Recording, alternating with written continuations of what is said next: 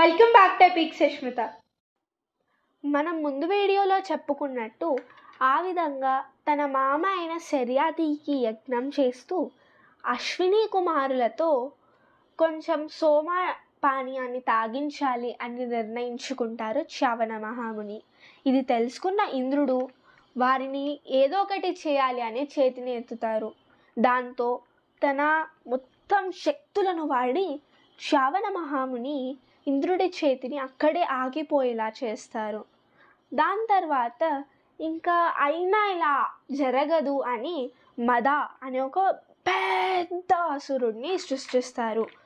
అయితే ఆయనకు ఎంతో పెద్ద మూతి, పెద్ద పెద్ద చేతులైతే పెద్ద కొండల్లా ఉంటాయి. దాని తర్వాత ఆయన ఇంద్రుడి వద్దకు వెళ్ళి ఇంద్రుడిని మింగేద్దాము అని అనుకుంటారు. కానీ ఇంద్రుడు చ్యవన మహర్షిని ఎంతో వేడుకుంటారు.